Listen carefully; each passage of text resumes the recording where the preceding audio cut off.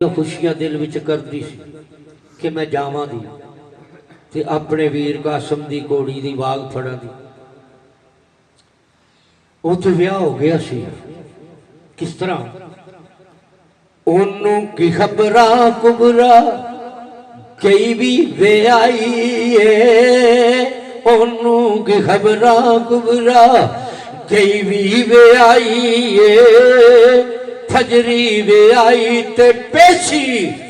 ہو گئی تبائی ہے فجری وے آئی تے پیشی ہو گئی تبائی ہے اجڑ کے بانوں ہو گئی تو سنو رائی زینب سر لنگے پھر دی زینب سر لنگے پھر دی لاشاں سوار دی چوکے حسین والی کربل صدار دی سغرا مدینے رو رو واجاں بیمار دی چوکے حسین والی تے جس ویلے قاصد کنے خط دے کے پھر بھی کوئی خبر نہیں سی کہ میدان کربلا دے وچ کی ہو رہا میرے باپ نال شاعر لکھدا ہے انہوں کی خبراں بابل نیزے دی نوک تے انہوں کی خبراں بابل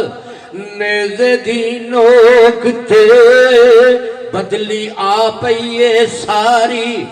چوک دی چوک تے اجڑ گئے اسی سارے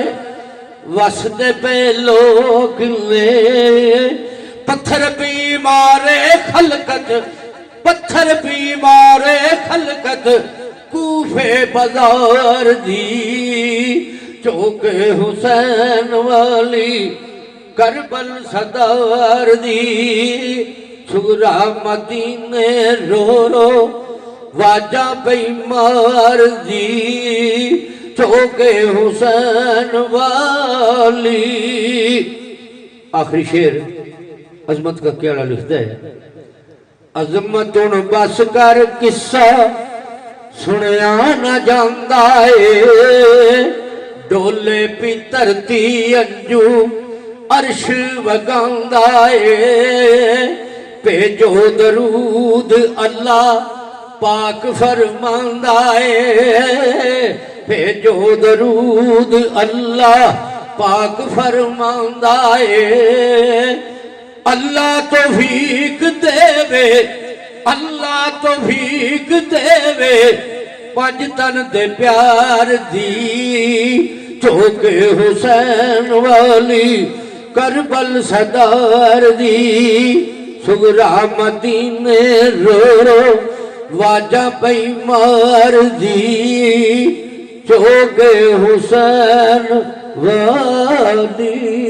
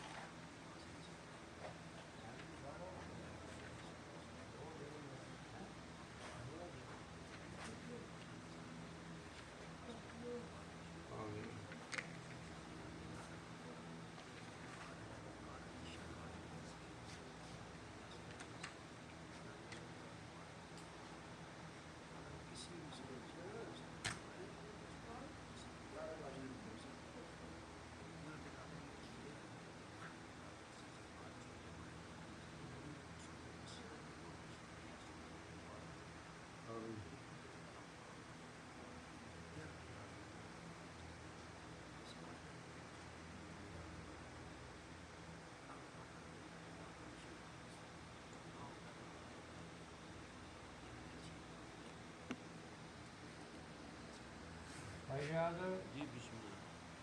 ਫੇਰ ਨੇ ਮੇਰੇ ਨਸੀਬ ਨਾਲ ਜੀ